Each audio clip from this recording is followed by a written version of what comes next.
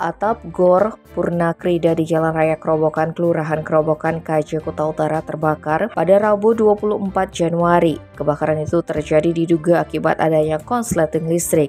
Saat itu tim Bali United Basketball sedang menggelar sesi latihan dan mendengar adanya suara letupan. Asisten pelatih Bali United Basketball I Gusti Ngurah Teguh Putra Negara mengatakan sekitar pukul 9 WITA listrik di dalam Gor Purnakrida mendadak padam. Kemudian sekitar 15 menit kemudian listrik kembali menyala. Setelah adanya suara letupan itu ia mencium bau hangus di dalam Gor Purnakrida. Diduga setelah letupan tersebut api mulai menyambar bagian atap Gor Purnakrida.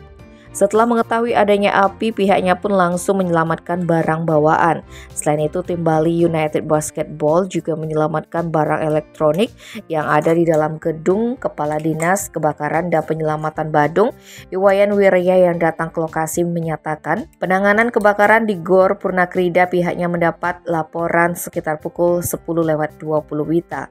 Menurutnya, di atap Gor Purnakrida ada peredam yang berbahan aluminium foil. Penanganan kebakaran ini menggunakan tekanan air yang sangat tinggi sehingga sebelum 2 jam pemadaman sudah dapat dilakukan. Pihaknya pun menyatakan dalam penanganan petugas seluruhnya dilengkapi dengan alat pelindung diri. Hal ini untuk melindungi ketika adanya runtuhan dari atap. Tim Bali Express melaporkan.